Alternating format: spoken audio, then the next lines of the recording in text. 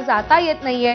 एक खूप मोठा सेटबॅक शरद पवारांच्या राष्ट्रवादीला या स्थानिक स्वराज्य संस्थांच्या निवडणुकांमध्ये पाहायला मिळतोय। खरं तर प्रादेशिक पक्ष हे स्थानिक स्वराज्य संस्थांमध्ये बऱ्यापैकी स्वतःची ताकद दाखवतात वेगवेगळ्या राज्यांचा आपण जर विचार केला तर, पण स्थानिक पक्षांचं बऱ्यापैकी इकडे पिछेहाट आपल्याला विरोधी पक्षामध्ये असलेल्या पक्षांची पाहायला मिळते। त्यामध्ये ठाकरेंची शिवसेना आणि राष्ट्रवादी शरद पवारांची आपल्याला पाहायला मिळते। धाराशिव जिल्हा परिषदेचे निकाल, तर धाराशिव जिल्हा परिषदेच्या 55 जागांचे निकाल आपण पाहतोय। शिंदेच्या शिवसेनेचे 12 जागी त्यांचा विजय झालेला आहे। राष्ट्रवादीचा 3 जागांवर विजय झालेला आहे, तर काँग्रेसचाही 3 जागांवर विजय झालेला आहे। धाराशिव जिल्हा परिषदेचे चित्र आपण पाहतोय। 5 जागांवर ठाकरेंच्या शिवसेनेचे उमेदवार विजयी झालेले आहेत, तर शरद पवारांना धाराशिव जिल्हा परिषदेवरही भोपळाही फोडता आलेला नाहीये, तर इतर पक्षाचा एक उमेदवार विजयी झालेला आहे।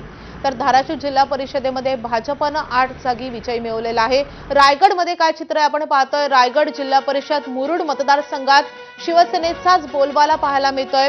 आमदार महेंद्र दळवींचीच हवा आपल्याला मुरुडमध्ये पाहायला मिळते। रायगड जिल्हा परिषदेच्या 7 पैकी 6 जागांवर सेनेचा विजय झालाय, तर 1 जागा राष्ट्रवादीला गेलेली आहे।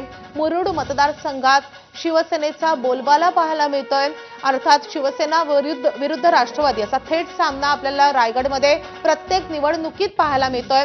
भरत गोगावले आणि त्यांच्यासोबत महेंद्र दळवी असतील किंवा महेंद्र थोरवे असतील आणि त्यांच्या विरुद्ध तटकरे असा थेट सामना आपल्याला प्रत्येक निवडणुकीत पाहायला मिळालेला आहे। नगर परिषदेमध्येही त्यांच्यामध्ये टोकाचा संघर्ष पाहायला मिळालेला होता आणि त्यानंतर आता त्याचीच पुनरावृत्ती ही रायगड जिल्हा परिषदेच्या निवडणुकीतही झालेली आपल्याला पाहायला मिळालेली आहे।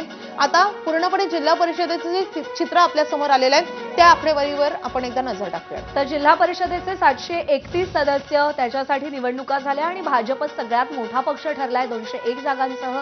त्याखालोखाल शिंदेची शिवसेना 118 जागा, राष्ट्रवादी अजित पवार गट 101 जागांवर विजयी झालाय, तर काँग्रेसला 43 जागांवर विजय मिळालाय। राष्ट्रवादी शरदचंद्र पवार पक्षाला केवळ 15 जागांवरती विजय मिळालाय। ठाकरेंच्या शिवसेनेला 27 जागांवरती विजय मिळाले आणि इतर पक्ष 26 जागांवरती विजयी झालेले आहेत। त्यामुळे भाजप हा सगळ्यात मोठा पक्ष ठरलेला आहे। रायगड जिल्हा परिषद जसं तू सांगितलंस, राष्ट्रवादी विरुद्ध शिवसेना हा वाद पूर्वापार चालत आलेला वाद आहे आणि भरत गोगावले, महेंद्र दळवी, महेंद्र थोरवे यांनी खूप मोठी ताकद लावली आणि त्यांच्या विरोधात आहेत सुनील तटकरे आणि त्यांनी देखील आपल्या पक्षासाठी इकडे जोरदार ताकद लावल्याचं पाहायला मिळतंय। विजयाचे गुलाल उधळले जात आहेत आणि मिरवणुका काढल्या जात आहेत विजयी उमेदवारांच्या।